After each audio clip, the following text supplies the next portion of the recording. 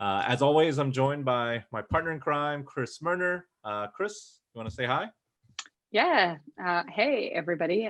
Here we are in October and still dealing with all the craziness, right? I think when we aspirationally scheduled these for the fall, we were like, well, we'll talk about how it is to get back to normal and get everybody's social skills back in order. We'll be doing all the normal things we do in the fall and tailgating and having a good time. Um, Clearly, that is not exactly where we find ourselves today. So I am super, super excited to have Chris and Sam with us today. I'll let you guys, introduce yourselves. I'm on the learning experience team here. I'm director of instructional design, and super, super happy to share with you two of the most brilliant educational colleagues that we've met in a long time. So Sam, why don't you? You're new here. Chris has been here before, but you're new, and we'd love to hear a little bit about yourself and what we're going to talk about today. Sure. Well, thanks, Chris and Dennis, for inviting me to participate in today's webinar. Really excited to be here. Hi, everybody. My name is Sam Drazin. I am a former elementary educator. I taught 3rd grade and 5th grade for a number of years. And about 6 years ago, I took a leap of faith and left the classroom and started my own educational nonprofit organization called Changing Perspectives. And we work with schools all around the country to help schools become more equitable and inclusive learning environments for all students through the lens of social emotional learning. So my team and I create curriculum resources. We go in and do individual consultations and coaching and professional development trainings to schools of all sizes and all types. And I'm really excited to be here today and really bring my lens around SEL to this conversation around how do we really start to engage or how do we troubleshoot engaging students that are having a hard time engaging with us right now in schools. The last 6 to 8 months has been a very unique and unprecedented and complex and challenging time. And so there's a lot to unpack, I think, over the course of this webinar. Awesome. And Chris, it's really great to have you back here, as always. You want to do a quick intro? Sure. Good afternoon, everyone. My name is Christopher Williams. I work at the New York Institute of Technology. My background is I'm an educator for 10 plus years. In high school, I taught the sciences. I won't list all of them because I'll get in trouble, including research and a lot of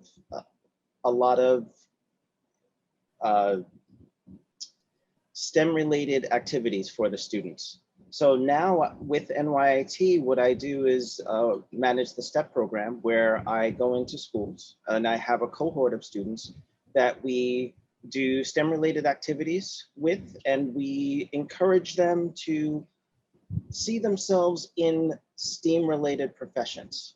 And with that, we have a lot of online activities, and I do a lot of training with teachers and administrators on how to really do this hybrid model, how to work with students, how to work with adults on Zooms, on this new medium that we have that's become our new normal. So I'm glad to be here. I'm happy to be here, and I look forward to seeing all your questions. Yeah, thanks, Chris. And I'm Dennis. I'm a longtime teacher for Kaplan for about 14 years now. Not as long as some of the other folks here, but really have been over the years blessed to see how students kind of participate in the online classroom. And I think that's the game plan for today. Today, you know, as Chris said, or Chris Murner said, we're dealing with kind of some of the same challenges we faced in the spring. And I feel like for many of us, the rules keep changing, sometimes on a weekly basis, sometimes on a monthly basis. So that's why I'm really excited to have Sam and Chris here to really talk specifics, to talk practical tips, things they've seen with their work, and trying to address some of the questions that you might have. So please, please, please chime in the chat. Susan, it's always great to have you as always. I'd be shocked if you weren't, or really sad actually. But really, that's my goal for today. I want to hear from you. I want to be able to use Sam and Chris's and both Chris's expertise to really help you take away with you just one more thing that might help, one more soundbite, one more piece of advice that helps you get closer to, that comfort level we want, or really just is able to help one more student achieve one more goal, right? And so we're not trying to change the world here. I don't think that's possible. So let's hear from you in terms of how we can just make the classroom just a little bit more inclusive, a little bit safer, a little bit more effective. So yeah, thanks, Diane. I'm excited to hear from these two as well. It's all on you, right? So where should we start, Chris Murner? What do you think? How should we start the conversation? I've got some ideas, but what are you thinking? I think, when I was doing the research to write the blog, I have my personal experience with my kids being in school, and I have a son that qualifies for 504 plan, and I have friends that have kids that are on IEPs and other, sort of resources that aren't necessarily staffed as well at home as are within the confines of a formal learning environment, right? And so I had my experience, but as I looked at the research, what I found were tons and tons of articles that said, oh my goodness, there are so many kids who aren't getting their needs met. And that's pretty much where they ended. There was no solution, there was no hope really given in these articles, and they range from, really fancy collaborative studies to USA Today level articles where it was just a bunch of parents saying, man, my kid isn't getting what they need, and a bunch of frustrated educators saying, we don't really know what to do, and nobody is really speaking into that void. And so I think, our goal is to try to figure out and brainstorm together, like, what can we do to really make a difference for, that kid that's on, Susan's heart, or who's on Diane's heart, right? Where they're saying, I can think of 3 or 4 kids I really need to get a hold of, or learners. We have folks of all ages in these presentations, but you get to an age where they're all kids, frankly, Dennis. I'm getting there quick. So, how do I reach those folks and really make them know that they matter to me, that their educational experience matters to me, and I'm doing all I can. So, Sam, I'll toss it to you first. And I know you have a great message around inclusivity and safety. And I think, there's certainly that reason that students don't engage amongst the myriad of other issues that we're facing this fall. Sure. Well, I can try to take the first stab at this very large topic. One thing that I would just kind of preface this with is just kind of remind ourselves where we are. So back in March, when schools closed their brick and mortar doors, really the focus was all around the global health crisis. Now, since then, other complex societal and environmental issues have cropped up. So we now have racial injustice, we have political divide, we have economic challenges, we have global climate change in action. So we just need to recognize that our students over the last 6 to 8 months have all experienced some level of trauma, some level of disruption of their norm, and that they're living in an extremely complex world. And I just think it's really important to start there. I remember, I live on the East Coast, and I remember flying home from a work trip on the West Coast on March 13th. And when I got home for the first month and a half, the focus in all my conversations with educators was all around COVID-19. And then all of a sudden I started getting these inquiries. Well, what are you doing about racial injustice? What are you doing about helping students understand the political systems, right? So we've got a lot of layers here. To kind of get to the root of your question or your comment, Chris Murner, about how do we really start to engage students that might need or require some sort of intervention or additional supports beyond the basic classroom experience. I think one of the things that's been really illuminating during this time is the amount of inequities in our schools and in our school systems. And it's something we all knew. We all knew things were inequitable, but now I think it's really in people's faces. We can really see it. And I think one of the first things that we have to do is really take a step back, and we have to say, all right, we've got a lot going on. We've got a lot of constraints with our schools and our school systems. As educators, our time is very limited. Our bandwidth is limited. Our resources are limited. And I think we need to I think the first step is educators need to do what they can to reach out to parents. So we need to reach out to parents and have conversations. And the conversations need to be genuine and authentic. And it isn't a, well, we don't want parents to be kind of demanding or pointing fingers or feeling frustrated or upset, but really just kind of saying to parents, hey, can we hop on a call? I just want to have a 10-minute conversation and check in. Where are things at? What do you see as your biggest needs right now? Recognizing we probably can't address everything. So let's start with that conversation and supporting parents who are at home, and start with, all right, let's start making a list. What are the needs? Let's prioritize them. And then from there, we can start thinking about the mode of intervention. So there's a lot more I could say, but I would say that would be the first kind of step in that process. I hear you. I mean, even before this, this webinar, when we talked, you talked about how the expectations have shifted, right? The rules have changed, the game has changed, but we've never addressed the trauma. We've never addressed what the students actually went through. And Chris Williams, I know reaching out to parents is one of your go-to moves, right? I want to hear from you. Like, what are you seeing? I want to stay on this topic of some of the challenges our students are facing. I see in the chat, Diane, talking about some of the specific inequities that she's experiencing. But Chris Williams, please, I'd love to hear you chime in. This is one of the passions of mine, especially when we started ending in March of last year. And in my mind, I started to think of, how do we get that physical handshake through digital meetings? How do we reach out to parents and to students when we really don't have, when we can no longer see them and say, are you okay? So I started off with using cards, because I knew, not all of my students were going to have access to the internet. I know from my own personal experience, I have 3 children, and with myself being online, my children being online, my wife being online, bandwidth was kind of tricky. So I thought to myself, if I'm having this issue, my parents are going to be having this issue as well, as with their students and with their children. So I sent out invitations. I didn't send out letters. I sent out invitation cards that I got from, and not to sound cheap, but I got them from the 99-cent store, because I have a lot of students.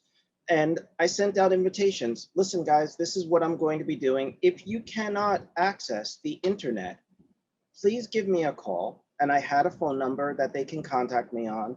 When I had my email, and I had other things that they can reach out and get in contact with me, because they needed to have more than just the digital means. And I was thinking of myself. I would have loved to have had teachers to reach out to me, not only giving me a phone call, because sometimes the phone was busy with trying to get back and forth to work, but as a parent, having somebody else's email and phone number that I can reach out to and say, you know what, I need help because I'm online or I'm with somebody else and I can't necessarily use the internet at this point. Is there a way that we can restructure this so that maybe we can go on to class later on?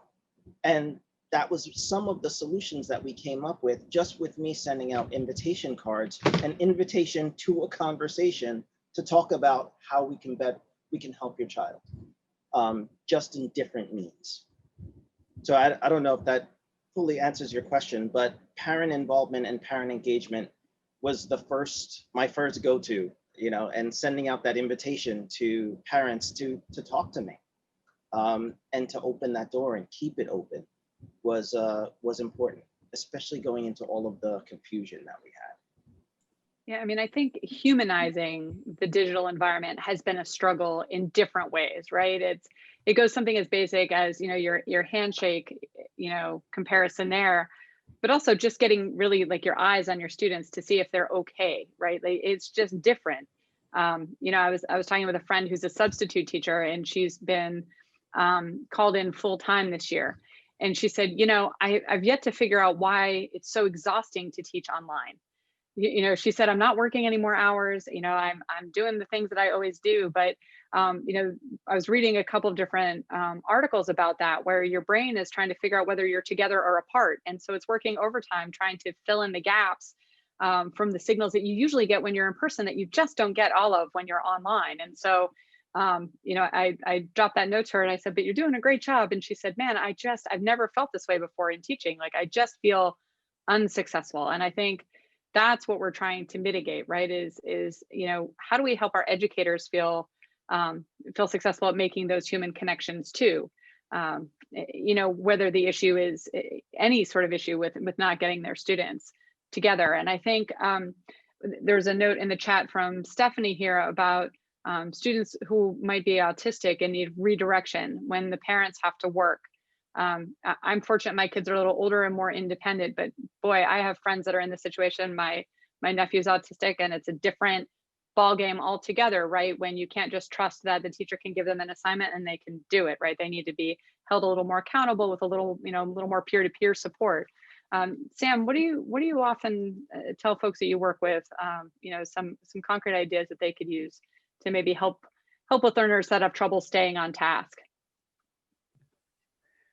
It's definitely a struggle. And it's been really interesting in the role that I have. I get to talk with lots of different people from lots of different sectors of the educational industry, if you will. So I hear the parents' perspective, and I hear the teacher's perspective, and I hear the administrator's perspective, and sometimes I hear the student's perspective. It's really challenging to ensure that students are on task when they're working this way, when there's other distractions in the home, when parents are either working in the home, or I saw earlier in the chat, someone was talking about, some parents are working outside of the house, and now the kids are left alone to take care of each other and support each other. I think one of the biggest things that I would recommend is for us as educators to be patient with ourselves and really look for the positives rather than the negatives. I think doing smaller, shorter sessions rather than trying to do everything. I think, one of the things that has happened in some school systems is that administrators have pretty much just told teachers, you're just teaching online the way you teach in person. And the reality is, if we want to be successful, the way we teach virtually is not the way we teach in person. And so we have to first change that mindset, right? And recognize that. So I would really encourage folks to think about really short, and very focused, directive teaching online. And then again, this goes back to parent communication, parent collaboration, and parent involvement, is then, a very specific lesson or task that you're doing online for a short period of time. And then there's follow-up materials that you've communicated to the parents, you've given the parents resources, you've given the parents support to follow up with that. The other thing that I've seen some schools do is really looking at their schedules in really creative ways. And so maybe they spend, and again, this works by grade level, by kid. This is not a one size fits all, but something to consider. Maybe you start out your day with 8 to 8:20 Zoom with your whole class. And then you break up the rest of the day with really short 10-minute, 15-minute Zoom sessions with each student. Or you put a couple students together that can keep each other on track and focus the conversation or the activity online. I like it, Sam. I do. I want to take a moment to kind of reach out to the audience for a moment, poll the audience, if you will. Dan, maybe we could throw up, Dan's our behind the scenes producer extraordinaire, but let's throw up a poll to see what grade level everyone is teaching. We forgot to do that at the beginning of the session. And then also, I'd love to hear from you. Like, we've heard a few things, few opening topics already. The biggest thing for me is Chris Myrna's comment around, I don't feel successful. I want to hear from folks in the audience. Do you agree? Is this the same way? Do you feel more exhausted at the end of a online teaching day if you're teaching online or even in person, right? Like, what's been different about it? I'd love to hear from you. I think reaching out to parents sounds amazing. Like either via card, as Chris Williams mentioned, or finding the time for a 10-minute phone conversation. Although I will say, Sam, I'm going to push you that, that feels a little daunting for some of our instructors in the room, right? So I think, but these are all ideas we can take away, right? If we haven't considered them, we can see if we can fit them in. But yeah, I see the chats coming in here. I do want to kind of work through this little by little and talk through this. But Chris Williams, let's get you rolling at least on this topic, right? Like, what have you seen? Because look, we've got students who are going to be really well supported by their parents, who are going to be, and those are the students who, whether they like it or not, are probably going to finish, the assignments, are going to submit the work, are going to, do the things they need to. But how do, I think the session is specifically around the students we feel like we're failing, or the ones that the articles that Chris read about are about, right? Like, what can we do? What can we do? Like, shorter session sounds great. Parents sounds great. What are some of the other things you've seen work in individual situations to be able to reach out to those students? Are there things we can do to help them feel more comfortable, more included, right? Yes, and like to Sam's point, doing smaller things over a larger period of time does help. Again, I'm repeating myself by saying trying to find that physical handshake through digital means. Small things like when you are in a hybrid model, making sure that you're looking directly at the camera and not at the wall that's behind you. If I turn my head, I'm not consciously, but subconsciously, I'm closing that door and I'm closing you out of the conversation. Even though as the teacher, which, teachers, we like to talk to the person that we're looking at, even though I'm looking at the wall and I'm looking at the little screen that you may be in, the camera may be at a different position in the room. So understanding your physical space and making sure that you're looking directly at the camera helps in the engagement and drawing that student into the environment. But as instructors or as professors or as teachers, sometimes looking at that little black box or that little black circle can be hard. I know for me, sometimes I don't like looking at it, and sometimes I find myself drifting. And one of the things I had done in a class, and I found that it had a lot of positive responses, was taking the camera and stuffing it into a stuffed animal. And as people were talking, and this was both in my adult classes and in my student classes, as people were talking, I would look at the stuffed animal. Now, the people on the session thought I was looking directly at them. But for myself, it was a visual cue, it was a mental cue to go back to that stuffed animal and talk to the stuffed animal and not just to the camera. Because we get self-conscious talking to a camera. But if I'm talking to a giraffe, or if I'm talking to a red cube, it's a little bit different. And it's something that I as the professor or as the teacher in the classroom can interact with and make sure that I'm making that eye contact. And the students or the people on the other end really get that learning on the other side. Yeah. And yep. And then Sam, you talked about sense of belonging, right? Like, in terms of, I like this, the digital handshake. That's a new term that I'll think about, right? Like, because that's got to be one of the things we have to consider in terms of how students might be feeling.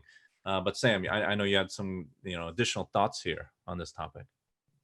Yeah, a couple of other things that came to mind is as Chris was speaking, that I've seen other folks do that could be really successful. So, and I'm reading the chat here. It's really interesting. Thanks everybody for sharing your thoughts. And, kind of the common theme that I'm noticing is that there's different struggles that people are seeing in engaging their students. So three things that I've seen that can also be helpful.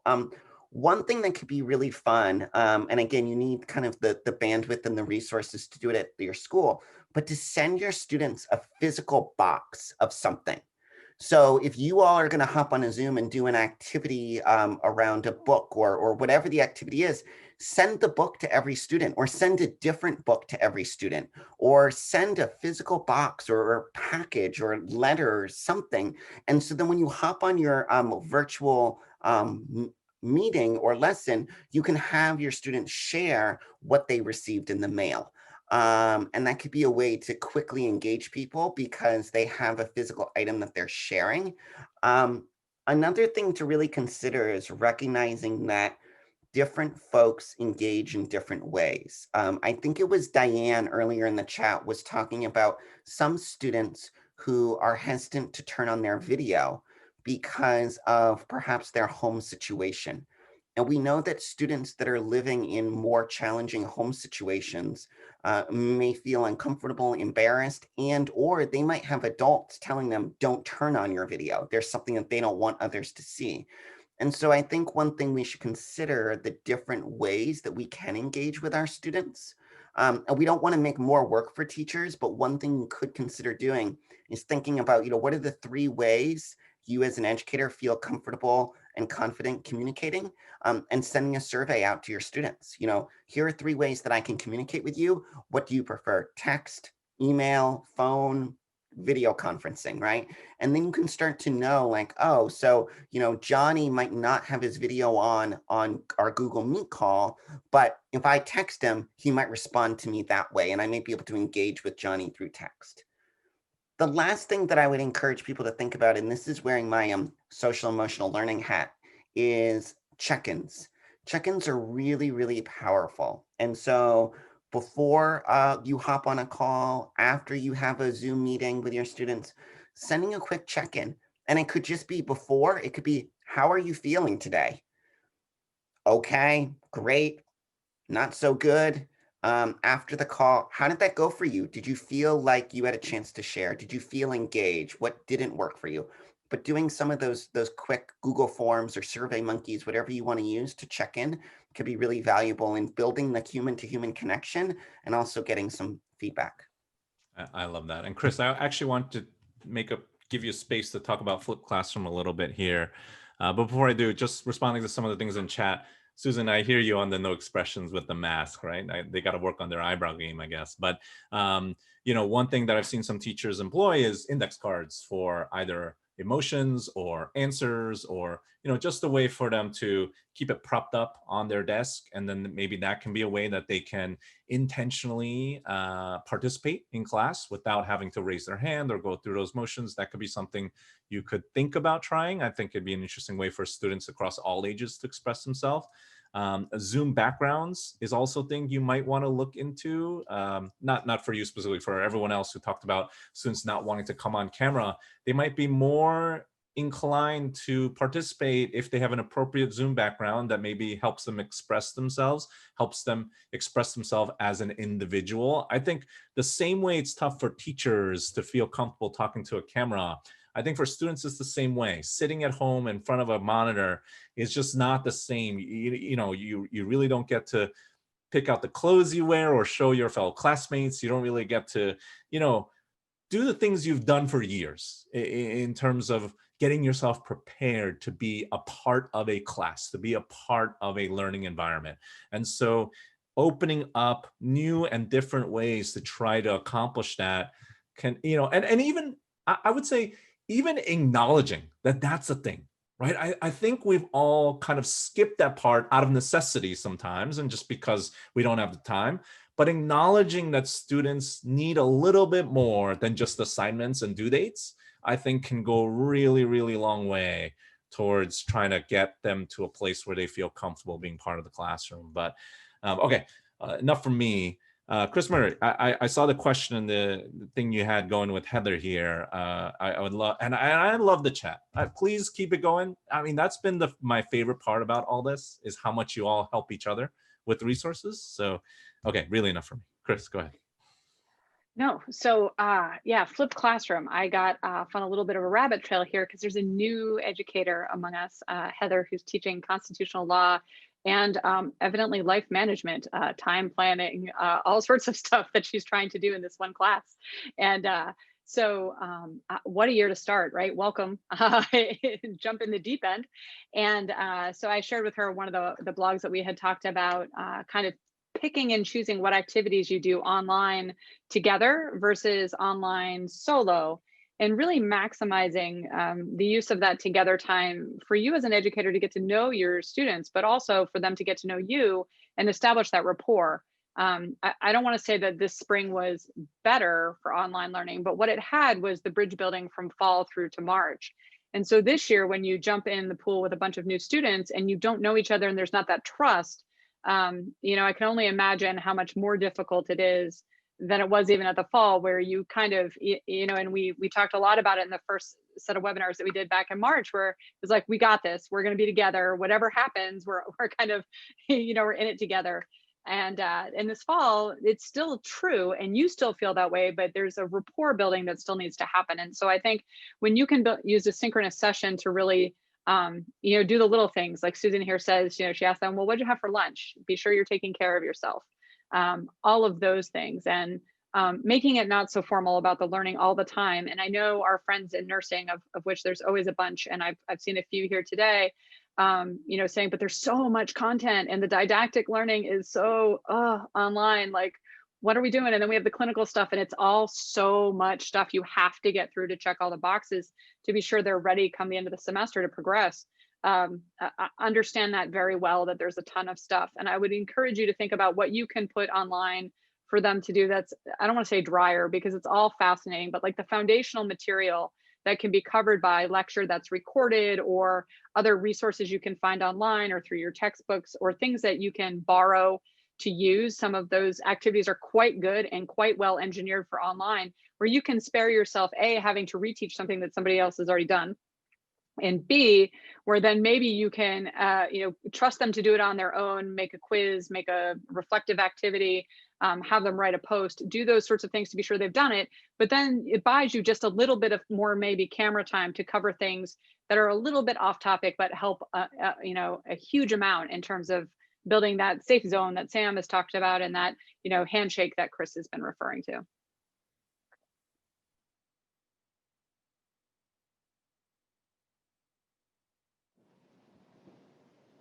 I mean, it's already 3:32. I can't believe it. Time is flying. I want to do a quick recap and then keep this conversation going. So far, we've talked about the digital handshake, the parent intervention. We talked about, Chris, I'll just reiterate, you know, activities are already available that students can participate in. You don't need to reinvent the wheel. You don't need to put the pressure on you as the instructor to accomplish everything during class time, whatever that means these days, right? And so I think that's really important. I think that class time could also be very intentionally broken up to think about the different goals you're trying to have students meet, whether that's participation, whether that's something that you're trying to get across to them. But really consider the fatigue that students are experiencing when they're in front of their monitor. You know, humanizing the digital environment goes along with digital handshake. And then also, you know, a few weeks ago, we had Kimberly on here to talk about self-care and just how exhausting this experience has been for instructors. Just remind yourself to give yourself that space to practice growth mindset, to acknowledge that things are different and it's nobody's fault, right? The only thing you can do is keep listening and keep looking for ways, little by little, to try to get to a place where you can feel really comfortable. So let's keep going. Sam, I'd love to bring you in here and maybe talk a little bit more about the social emotional learning behind this, because I can't help but think that has such a huge part of what we're seeing here in our students, meaning the students who are really great at growth mindset, you know, maybe experience challenges and they can be flexible, they can pivot, right? And I can only imagine the students who, you know, really take the long route to get there. They're probably the ones who may be more willing to just give it all up, right? And kind of disappear into the digital space, right? So either of you, really, I'd love to hear more about how do we help students have the right mindset about all this, right? The right kind of thinking. There's a lot we could do. I think one of the silver linings, I think, through all of this, as someone who comes from the SEL side of things, is that SEL, social emotional learning, is now on the forefront of everybody's minds. And people are really seeing the value and the necessity for this for lifelong success from our students. So in other words, before we can really address any perhaps academic regression that's happened between March and now, we really first need to address the social emotional regression of our students. Now, the challenge is, how do we do that when simultaneously we're trying to deal with all of the academic expectations and workload that we're expected to teach? So, you know, one of the things that I would suggest is for folks that are interested in social emotional learning, I would definitely look into CASEL, the collaboration of academic and social emotional learning. And CASEL has published what they call their 5 core competencies for SEL. Decision-making, self-awareness, social awareness, relationship skills, and self-management. And what I would first do as an instructor, as an educator, is I would familiarize myself with those kind of 5 domains or 5 areas of SEL, and then really start to think about my students and start to think about, okay, where should I start? What is their biggest need right now? Is it social awareness? Is it themselves and their own self-awareness? You know, what is it? So starting there, that's great, Susan, that's what you did. Starting there is a really good starting point, because then you can kind of focus in. Social emotional learning is a huge concept and it can be very daunting and overwhelming. So first figuring out, you know, what is the concepts that you want to start with? And then thinking about, how can I infuse opportunities to engage my students in social emotional learning when I may have very limited amount of time to interact with them. And I also have these academic expectations. So one of the things that I found really valuable is, you know, we live in the era of YouTube. There are so many amazing short videos out there, like 5 minutes or less, that could really target these specific SEL areas. So starting your virtual meeting with a video and having a quick discussion. So you know, less than 10 minutes, you start with some SEL, you get people to a place where they're already feeling like, you know, I'm in a good place. I love that. And then Chris Williams, I know you've got a whole bunch of strategies, things you do in the classroom. And, you know, I saw the list you sent over. Do you want to talk through some of those as well in regards to this? Yes, and actually I wanted to piggyback on something that Sam Yep. had said, Yep. especially with the teachers feeling kind of drained. And I know I'm talking on the teacher side more than the student side. So but I do want to make sure that the teachers are supported and professors are supported in this regard, because I felt it myself. And Kaplan did the perfect thing as an introduction to this, having a framework in which you're going to organize your class. If you only have 40 minutes or if you have 2 hours, how is it that I'm going to break out my session, my classroom management, so that 1, my students aren't going to get fatigued. 2, I'm not going to get fatigued just talking for 40 minutes at a time. And 3, how do I know that the students are getting something from this? So from that, I started working with timeframes. And after about 7 minutes into a class, you should have some type of polling. So I came up with a framework of 7, 5, 15, 5, 7. I spoke about this before, but I'm going to repeat it again. After 7 minutes, you're polling, just like Kaplan did, which was awesome. I didn't pay them to do that, so that was awesome. After that polling time, you decompress for about 5 minutes. You decompress for about 5 minutes and you talk about what that poll was about. Again, drawing students in, getting that physical feedback that you need. 15 minutes for talking. Now, as an educator, 15 minutes for talking sometimes seems like a short period of time. But for your students, trust me, it's more than enough. 15 minutes of discussion and going over a topic, then 5 minutes of asking a question afterwards. You know, again, drawing students in, making sure that their eyes aren't glazed over, and you get a break as a speaker. You get a chance to take a sip of water. And then polling for another 7 minutes. You know, it doesn't have to be a static poll. It can be something on one of the websites I like to go to is called flippity.net, where you can use interactive games, board games, where you can assign students a different colored checker, and they would have to go through a board answering questions. You can assign different word searches or something like that, just to break up the whole experience of the classroom itself, and not just a talking session. Another one that I sort of fell in love with, I love Microsoft anyway, but Microsoft has come out with a whole host of tools that you can use for communication. It's called inclusive reading, inclusive writing, inclusive math, and inclusive communications. It's 3:41, so I'm not going to talk about all of them.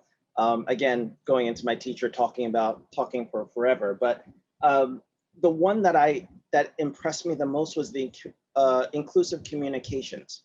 And I say that because going to speak to parents sometimes whose native language is not English, it's hard to communicate.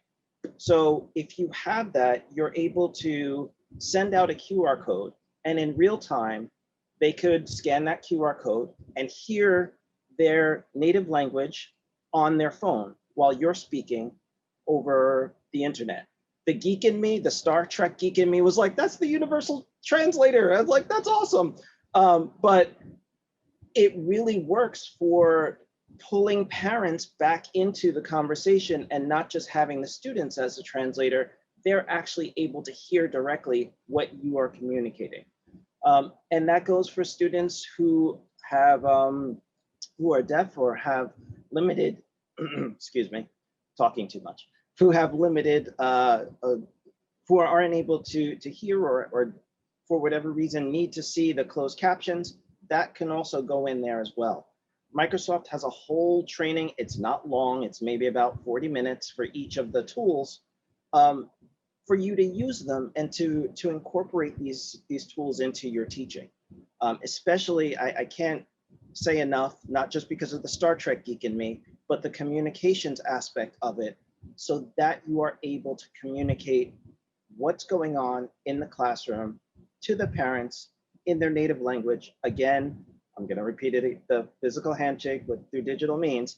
You know, they're getting that physical handshake, and the comfort level that I've seen in the parents who do not speak English has gone up incredibly. And I've had a lot more participation in my parent meetings because they're able to communicate not only their frustrations, but I have a child who's in 5th grade, and I have my son who's in 7th grade, and how do I do this and what can I do? I'm able to provide some support with them or for them in that area. I love it. I feel like we could just do an hour of Chris Williams. You should, I don't know if you already have a channel or a podcast or something, but you should share some of these strategies out. I would love to hear more. But yeah, I mean, I think that opens the floor. I want to kick it back to Sam. Sam, I kind of alluded to this earlier around limited time, right? And I know you have some thoughts around this, right? Because we hear from instructors all the time, like, great tip, thanks, but like, when am I going to do it? At like 11 p.m. at night, like, because there's just so much I'm sure we could do. How do we make sense of it all, and how do we prioritize the things that will have greatest impacts? What are some of your thoughts there, Sam? I think it's really recapping a lot of what we've already talked about today. I think prioritizing is something we really have to do right now. I think we have to prioritize in a way we haven't prioritized in the past. Chris and I both spoke earlier about the idea of, taking something and doing it in shorter segments over a longer period of time. I think we need to be okay with that. Our educational system is about how could we cram as much information down the throats of our students in the shortest period of time possible, right? Like that's kind of, I remember when I was a classroom teacher and my day started with students at 8 and they were done at 2, and I had like 7 core subjects to teach, right? Plus everything else. So I think we need to prioritize. I saw someone in the chat talking about flexibility on student due dates for assignments. I know some schools are moving in that way where they're kind of giving students a couple days to do work, or they're only assigning work in the morning and it's due that day. But I think we need to think about our due dates and maybe not having long-term assignments and short-term assignments. We pick one or the other, again, to keep ourselves organized. I also think we really need to consider the idea of integration. How can we take multiple concepts and integrate them in? And that goes back to social emotional learning, right? It's like what I talked about earlier is doing, little check-ins, so you have a Zoom meeting with your students or a Zoom class, and the last 5 minutes of the class, you give them, whether it's a poll like Chris suggested in the last 7 minutes, or whether it's a link out to a Google form or a Survey Monkey, and it's how are you feeling today? What struggles do you have? 3 or 4 key SEL concepts that you want to address. And that's a way that you're embedding social emotional learning into the designated class time. And something I think you had said, Dennis, at the beginning of this that I would really stress is teachers don't need to reinvent the wheel. There's a lot already out there. Now, I understand that it takes time to sift through those resources.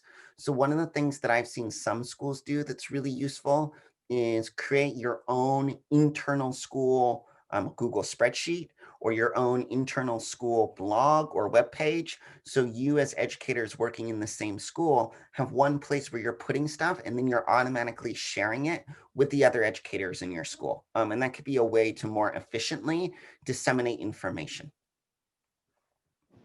Can I just jump in really quick? Of course. Hey, this is your time. We brought you here to hear from you. Go ahead. I wanted to mention something, and I'd forgotten it, and I was looking through the chat, and I remembered. For the teacher who just started teaching the Constitution and some, I don't know if that's a college level or a high school level, but I'm a science teacher, so constantly looking for resources for other areas was something that I did in order to help other content areas. One of the ones that I liked specifically, and not to say that I'm a social studies person, because I'm not, or a history person, because I'm not, was icivics.org. It's a free resource, and it allows the students to go through different areas of the Constitution, of the Supreme Court, of any of those governmental areas as an interactive person. So they can be a page for a senator. They could be, they would go through the process of how to be and what they would need to say and what they would need to do in order to get a bill passed. What senator would they need to go to? How would they cross the aisle, and what would be the conversation? Almost like a choose your own adventure type of thing, but in civics. So I just wanted to throw that one out there. And it is also a free resource. So it can go very in depth. Yeah. So. This is awesome. It's October 22nd. We're only going to get better at this each passing week. There's, things we're going to learn, things we can share. But what else? We've got about 11 minutes left. What are some additional thoughts we could share? If I may pick one, Sam, you mentioned to me something that really hit me, which is like, as we think about reaching out to students and intervening and finding ways for them to participate in a low risk way, you also talked about that needing to be low risk for educators as well. You want to just spend a couple beats on that, because that was something that I just wrote down as something I wanted to share today. Sure. So one of the things I often suggest to educators, and I think now more than ever before, as we're coming back from this kind of crazy time, is really thinking about the work that we do on, I like to think about it on a ladder of risk. So if you think of a ladder, you have your different rungs of the ladder, right? And you're going to have high risk activities at the top and low risk activities at the bottom. And typically when I talk to teachers, when I'm talking about social emotional learning, I always suggest, start with low risk activities to build a foundation, create common language, create a safe space for students to share and participate in these conversations. And in 2020, in the fall of 2020, I've had to now add to that kind of spiel, the idea of low risk for educators too. That educators, you have limited time. You yourself have experienced probably some level of trauma.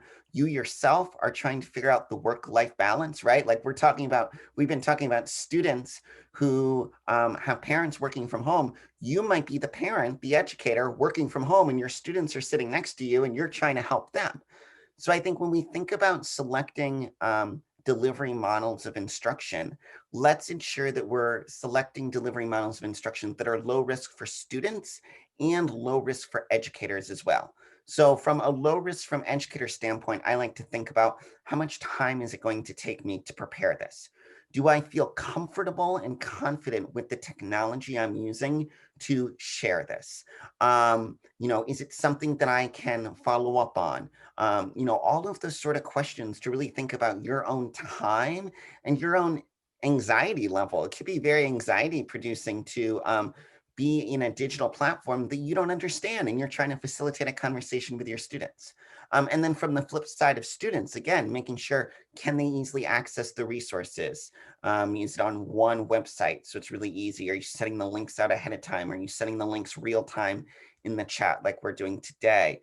Are they able to engage? How do they engage differently if they're not wanting to speak on camera or have their camera on? So really just thinking about risk from both the student perspective and the teacher perspective.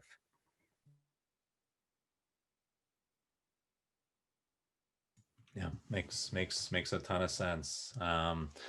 Yeah, missing the break room for sure. Absolutely, Chris. But I love this, right? Like, I think this is the whole point of why we got these two wonderful guests here. Chris Murray, how do you think, we have a few minutes left. Any other topics you think? I was looking at your blog just a few moments ago. I think there's still a lot here and still a lot that we could talk about. What are some of the maybe parting thoughts or topic that you want to chat about? Where do you think we should go? Yeah, I think, part of this conversation always comes back to, the educators and their compassion, right? Everybody that I know that has been a teacher, myself included, did it because you wanted to make a difference, right? You certainly weren't doing it to get rich. And, you did it because you had a calling of sorts, right? You feel like you could really pour into somebody else and make an impact. And ideally you did it in the subject that you just loved and got passionate about. Like Chris, I was a science educator. I just couldn't wait to tell everybody all of the great nerdy physics things that just made my heart light up every time I learned about them. And I think, as you get in there and you get in the weeds and you learn sort of the nuts and bolts, that it's not what you kind of thought it was from the outside, right? And like the mechanics of doing the day-to-day job, that also has been disrupted, right? Like, the mechanics were the things that weren't so fun, but like you put up with them because you still got to talk about the stuff you loved and you got to see that light come on in their eyes and all of those things. And I think, disrupting even that scaffolding this year has been crazy. And I feel you, Susan, when you say, I don't get to see my colleagues. And I have another friend that was saying that she builds in time. She goes to school a little early on the days that they're in person, so she can just walk a lap around the building and wave through people's windows and wave at them because they're not allowed to really share space. But they've started like sticking Post-it notes on each other's, glasses of their doors and things like that, where they can still sort of have some interactivity. And I think, that social aspect, I think has been really left out for teachers. And as much as we're here to try to give them tools to fix things for students, I think it's really important to consider fixing things for themselves. So I appreciate you talking about that a little bit, Sam. And, and on the last webinar we did with Kimberly, we talked about that as well. Really trying to look out for yourself and for your students at the same time is hard, while you're also telling students to look out for themselves. And so I think this is just a compounded, multi-layered onion of compassion towards each other, right? So I don't know that I have really any great point in any of that, but that I really appreciate that those were called out, and that the break room made me stop and think about, that's where some of the best conversations happen about the students that you're worried about the most, right? So I think to the degree that you can still get with other educators and check in on those students, I think virtually, however you guys need to do it, I think, we used to run the flag up about kids that we saw that were struggling as early as we could and say, hey, is this person struggling in your class too? Because I've really noticed a change in their behavior. So I think, throw the flag as you can and look to your colleagues for support. I guarantee they'll be happy to help because they're probably struggling in the exact same way.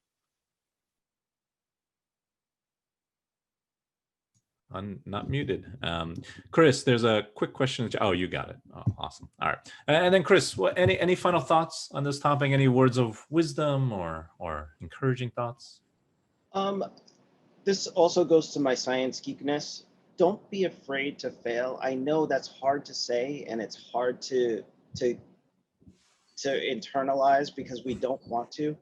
But I think this chat that we had was a perfect example of a different way in order to interact with your classroom that you're not necessarily reaching students who have their video on.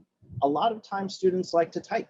We're into a chat world or a typing world where I don't necessarily want to talk to somebody. I just want to type a quick message and keep moving.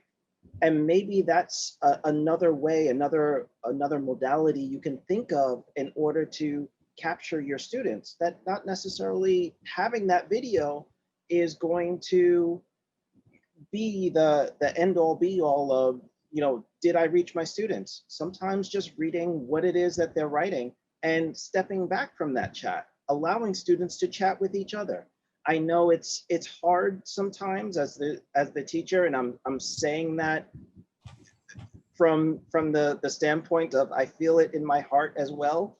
But sometimes you need to allow the students to chat with each other and say, yeah, no, that idea really is good, but here's how you can improve it. Or there's something else that you need to think about when you're talking about this concept. And as the teacher, stepping back and allowing that chat to happen, just like you guys are doing in this chat as adults. Allow your students to do that as learners. Because I think you'd be surprised with the amount of good content that can come out of it and good ideas that the students can generate just off of, stepping back for a few seconds, not letting it go crazy, but, stepping back for a few seconds and letting the students talk to each other through text, or even opening it up and letting them talk with each other through, the video chat.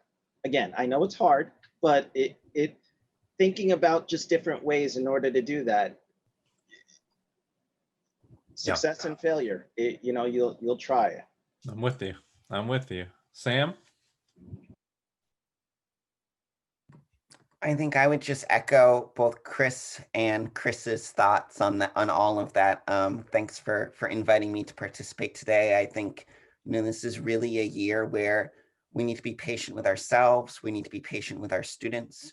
We need to really kind of consider the idea of empathy, being able to understand each of our own perspectives that we're bringing to this really unique and time. Think outside of the box and kind of celebrate in our successes and learn from the things that don't go well. And that's okay. And flexibility is also, I think, a really key word this year. So I think those would be my closing remarks. Yeah, awesome. Well, I hope this hour was as awesome for you as it was for Susan. Susan, I know it's always great to have you here.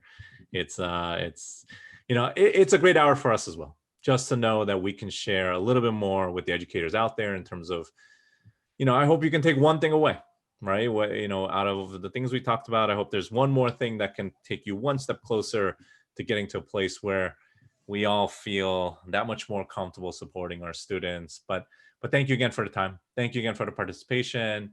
And we hope to see you again in a few weeks from now. We'll see if we can get Sam and Chris back here as well. But this has been great. So thank you again. Best of luck. As Chris Murner always says, you're doing awesome. So don't think that you're failing your students in any way, so keep going, keep failing, keep learning, and we'll see you next time. Talk to you soon. Bye-bye.